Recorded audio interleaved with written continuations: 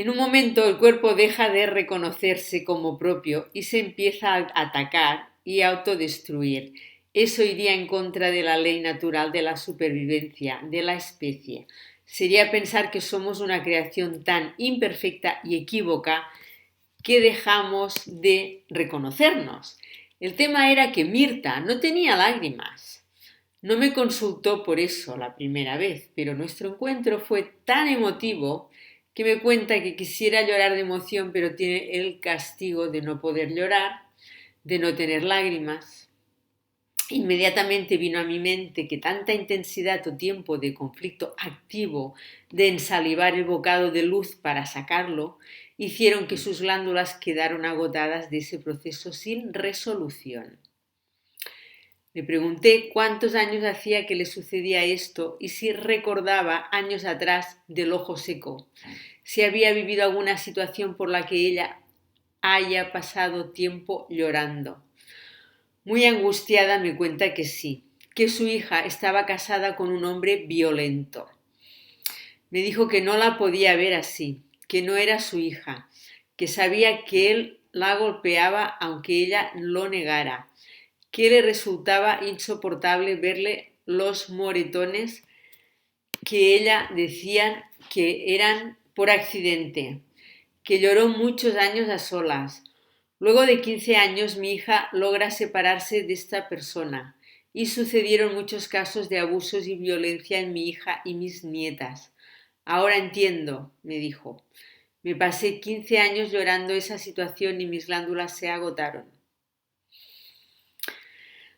Bocados digestivos. Bocado de presa. No puedo conseguir obtener algo. Por ejemplo, un niño no puede obtener un juguete o no puede escupir algo, por ejemplo, un insulto o alguien que me molesta. Responden las amígdalas y glándulas salivales. En fase de CA aumentará el tamaño y función de las glándulas para ensalivar el bocado y poder atraparlo mejor o escupirlo. En fase de PCL resolución disminuye la salivación y se activarán los gérmenes microcirujanos naturales para desarmar eso que ya no se necesita, por lo que se presentará dolor, inflamación, fiebre y anginas pultáceas. Una amiga me llama un día para preguntarme qué hacer, por qué se había levantado con unas placas terribles en la garganta, con fiebre altísima y sintiéndose fatal. Lo primero que le pregunto es qué bocado no pudo ensalivar días atrás, tan intenso que no es que no lo podía tragar, sino que ni siquiera lo podía ensalivar. Me envía una captura de pantalla de una red social. En la foto se veía a su ex marido con una nueva pareja, muy felices, paseando por el Caribe. Y le dije que exactamente eso fue. Pero al estar en la itis, la faringitis, que implica inflamación, dolor, placas, etc., ya lo había pasado, ensalivado y tragado. Así había sido. Ella tenía bien en claro que su pareja no funcionaba y que la separación era lo mejor para ambos.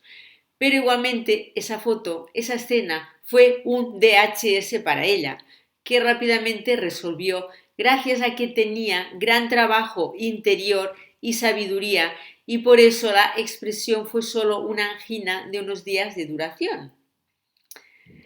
En mis años de residencia en la especialidad de clínica médica tuve como expresión bastante frecuente la presentación de anginas pultáceas en los días siguientes a las jornadas de guardias. En ese momento, sin el conocimiento de nueva medicina, pensaba que tantas horas sin dormir me bajaban las defensas. Este tipo de comentarios sin lógica alguna es bastante común. Con el conocimiento de la nueva medicina habitando en mí, un día me vino el recuerdo de las terribles anginas de la residencia y se me vinieron a la mente las fotos, el recuerdo de lo sucedido. Resulta que en esos años yo era una joven apasionada de la práctica clínica, realmente muy dedicada a esa labor, que revisaba a los pacientes internados y conversaba con ellos varias veces al día. Muchas veces lo hacía por la noche también, antes de que descansen. Muchas veces mis días de guardia coincidían con los de una enfermera ya cansada de su labor, a quien, supongo, le irritaba mucho mi actitud proactiva y feliz. Por las madrugadas, en el momento que yo podía tener algún breve descanso en esos días interminables de mucho sacrificio, esa enfermera esa enfermera llamaba al teléfono de mi habitación para impedir el descanso por cualquier motivo y hacía que tenga que bajar largas escaleras, temblorosa de cansancio y con frío, para atender cuestiones que en general no tenían sentido. DHS para mí.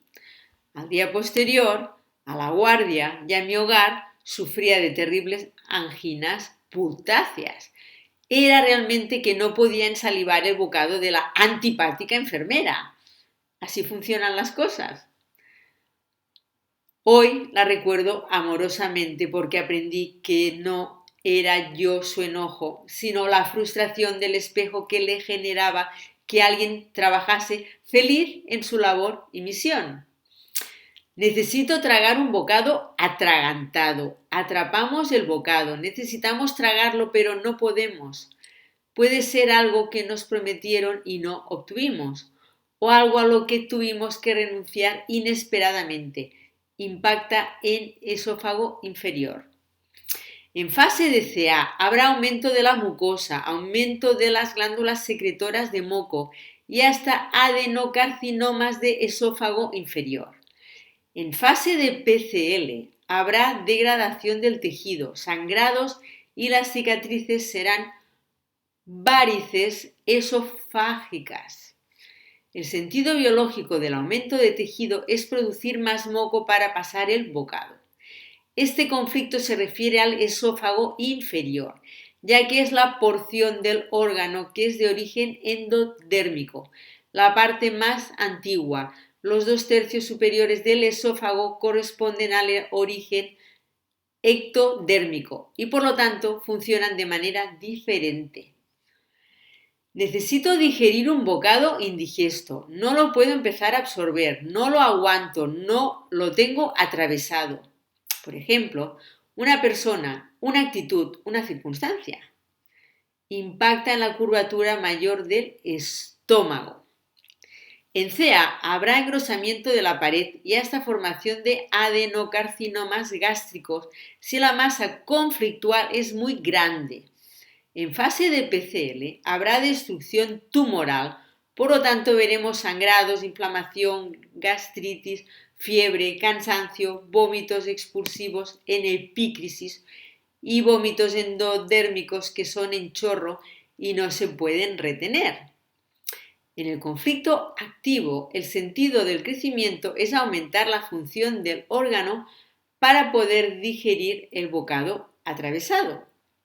Bocado indigerible que no se asimila. Impacta en la parte distal del duodeno, yeyuno e ileón.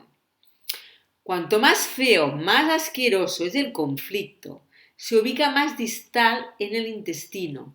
Es decir, yeyuno es más feo que duodeno y león más feo que yeyuno. En CA se pueden formar adenocarcinomas. En fase de PCL se destruye el tejido porque ya no es necesario aumentar la función del órgano y como consecuencia aparecerán sangrados e inflamaciones. La enfermedad de Crohn es un ejemplo de recidivas de este conflicto. Aquí se repite el mismo sentido biológico que los anteriores. En CA, aumentar las células para aumentar la función y poder asimilar el bocado. Miedo a morir de hambre, conflicto de no recibir más alimento, impacta en el hígado. Por ejemplo, miedo a morir caquéctico o extremadamente delgado por el diagnóstico de cáncer o de alguna enfermedad etiquetada como socialmente grave. Si el miedo es a que yo muera de inanición, la expresión son múltiples nódulos hepáticos, habitualmente llamados metástasis. Si el miedo es que a mis seres queridos mueran de hambre, será un nódulo hepático único, en general interpretado como tumor primario de hígado.